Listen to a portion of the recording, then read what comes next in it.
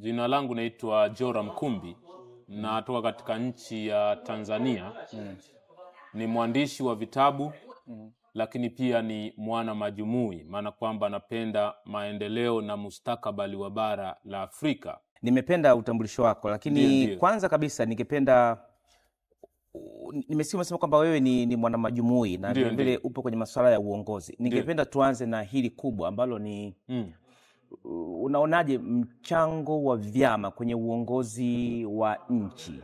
Hasa tukiangalia kwa mfano kiongozi mkuu hapa Xi Jinping amekuwa mstari wa mbele katika kuchochea maendeleo ya nchi yake. Wewe ukiwa ni mwana majumui, ukiwa ni msomi, unauelezea vipi mchango wa chama tawala cha hapa na uongozi wake kwenye maendeleo ya nchi? Asante sana. Kutoka bara la Afrika unatamani sana kusikia maendeleo ni nini. Na kwa muda mrefu tumekuwa tukisikiliza nchi za magharibi. Lakini hapa miaka ya karibuni tumesikia China amekuwa namba 2 kwa maendeleo ya kiuchumi duniani.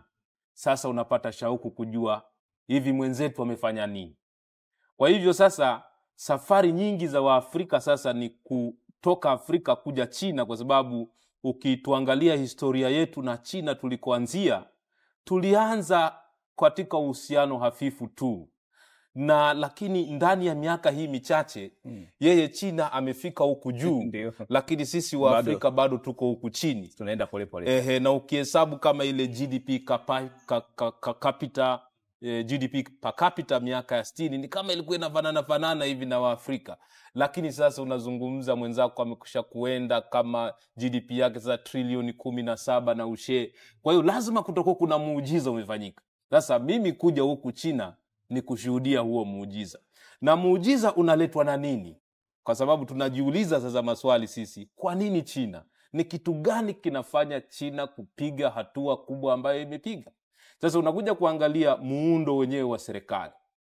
Na chama ambacho kimeshika hatamu kuwaongoza watu wa China. Na ukizungumzia China unazungumzia watu bilioni 1.4. Hawa ni idadi ya watu wengi sana duniani.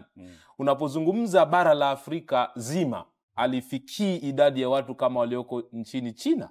Kwa hivyo unaangalia kuwatoa watu katika lindi la umaskini. Chama hichi cha CPC kimefanya muujiza gani?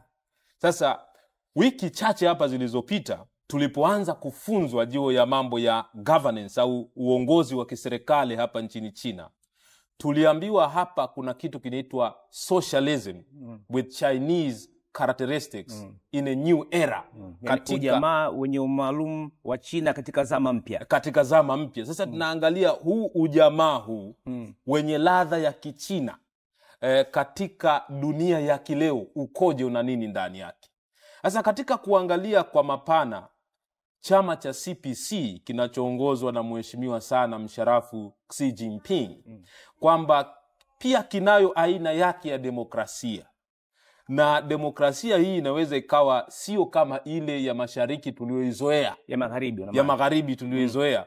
Ya mashariki hapa inaitwa democracy, lakini ni consultative democracy. Kuna vyama vya kisiasa hapa nchini China, lakini kazi yake vyenyewe ni kutoa mbadala, mawazo mbadala kukisaidia chama cha CPC katika kutimiza malengo yake. Na nimeelezwa hapa katika masuala ya maono na kutimiliza maono, au masuala ya mipango na kutimiliza mipango ya miaka 5 hapa ndio wenyewe.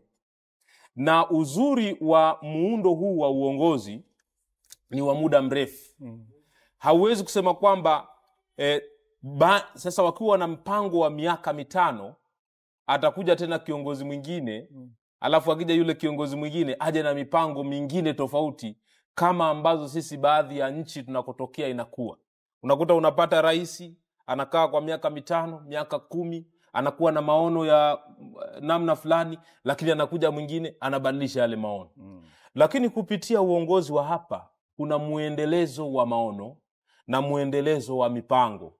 Maana kwamba mipango 5 ya miaka 5 ikiisha, kupitia chama cha CPC wanasema sasa katika hii miaka 5 mambo gani tumefanikiwa. Labda tumefanikiwa 90%, tulibakisha ile 10%. Kwa hiyo mipango mingine mitano inayoanza ya miaka mitano wanaichukua ile 10% ambayo imebakia, wanaongezea na mambo mengine. Kwa hiyo unakuwa kuna muendelezo wa maono, kuna muendelezo wa sera, muendelezo wa mikakati. Nadhani huo ndio muujiza mkubwa ambao unapata kutokea hapa katika nchi ya China. Katika maendeleo haya ya science na teknolojia ambayo leo pia tumetoka kuangalia namna wenzetu walivyoendelea katika akili mnemba au AI, nimestaajabia sana. Tumeoneshwa ubao wa kidigitali ambao ule ubao wa kidigitali mwalimu anaweza kuandika kwa kutumia chaki, lakini ghafla ile chaki inahamia inakuwa katika ulimwengu wa kielektroniki.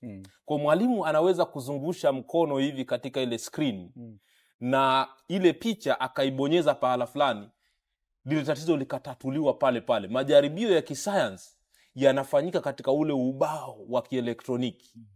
Kwa hivyo mwanafunzi anaweza kuona, kwa mfano kama lile ilikuwa imechorwa kama square hivi, unaona, mwalimu anaweza kulizungusha lile boksi katika sehemu yoyote anayotaka iende na kulifungua likaanguka kabisa, na anaweza kulipaka rangi pale pale, wanafunzi wanaona. Kwa hiyo ni ajabu sana teknolojia kwenye ufundishaji.